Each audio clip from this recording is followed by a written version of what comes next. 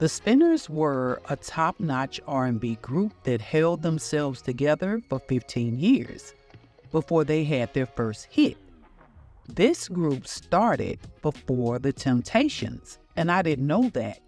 Maybe because the Temptations' career took off in the mid-60s and slowed down in the 70s, while the Spinners were around the longest, but their career didn't take off until the 70s. They were talented, professional, and classy, without a blemish on their name, until 1976. The worst thing about watching people make terrible mistakes is knowing they would never have a chance to fix them. It's unfortunate how fame, success, and fortune can cause a person's ego to destroy everything they accomplish. This is a cautionary tale for the next up-and-coming talent, no matter what your talent is. You don't have to be named the star of the show or the star of anything for people to know who the star is. Welcome to the House of Nostalgia, where we talk about all things from our past and sometimes even our present. If you like this type of content, please subscribe to the channel, share the videos, and give us a like. I would greatly appreciate it. Philippe Wynne was from Cincinnati, Ohio, and he had 3 other siblings. His childhood was not the greatest. By the time he turned 11, they were placed in an orphan asylum for Black children because both of their parents abandoned them. He and his brother ran away from the orphanage when he turned 16 and ended up in Detroit, Michigan. His parents were not deceased, and there is no knowledge of them having any substance abuse. His mother left to be with another man, so she and his father ended up divorcing. And I guess the father wasn't able to keep raising them alone. Wynne sang gospel for a while before he switched to funk music, performing with Bootsy Collins in a group called the Pacemakers.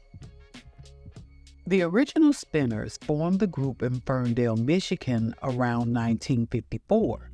They went by the name the Michigan Spinners and ended up signing to the Tri-Fi label and recorded their first single, That's What Girls Are Made For, and on the flip side, Love, I'm So Glad I Found You. And this was in 1961. Motown purchased the label just a couple of years later, and they went by the name the Motown Spinners for a time, before they settled on just being called the Spinners. They performed and continued to record, but they never got a hit. They basically did the same thing the Temptations did before making it, like working jobs and taking other label mates to their performances. At one time, they were working as road managers, doing whatever they needed to do to stay on the label and make a few dollars to survive while waiting on their big break. The group finally had its first hit in 1970 with the song It's a Shame, which made it to number 14 on Billboard. On the flip side was We'll Have It Made, which produced the album's second time around. It took the group 7 years after being on Motown. These songs were written by Stevie Wonder and his wife at the time, Sarita Wright. After their contract expired with Motown, the group signed with Atlantic Records, minus G.C. Cameron, who was the lead singer. He had replaced Edward Chico Edwards in 1967, and I'm pretty sure that was a hard decision to make because they had just had a hit after all that time and not really knowing what was going to happen with Atlantic. I felt that Atlantic saw them as their version of the Temptations. That's why they brought out the red carpet and hired producer and songwriter Tom Bell in 1972. I'm going to tell you later why I called Tom Bell the red carpet. Bobby Smith was singing lead, but they needed somebody with a different sound to match him.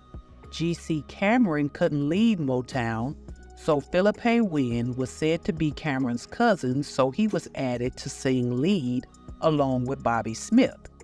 This is when the group ended up having 6 number 1 hits on the R&B charts and 7 top 10 hits all between 1972 to 1976.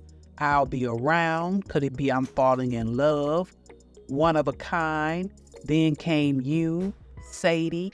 They had a lot of hits, with Wynne sharing the lead with Bobby Smith.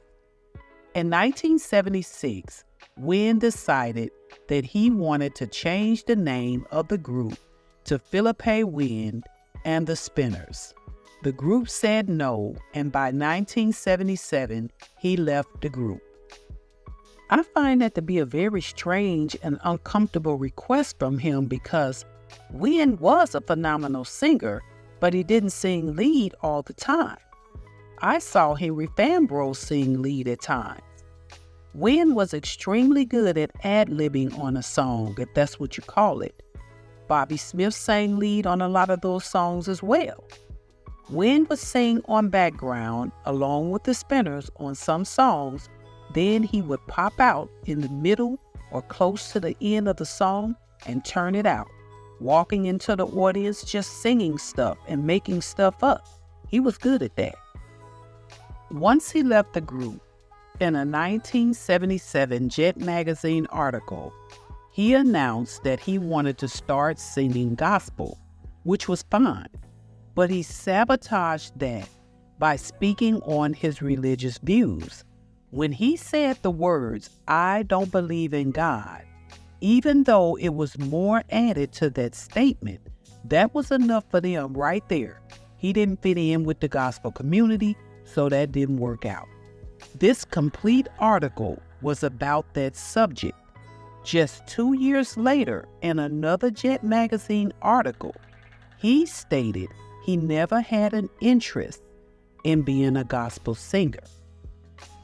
He recorded the LP Starting All Over in 1977, which went unnoticed.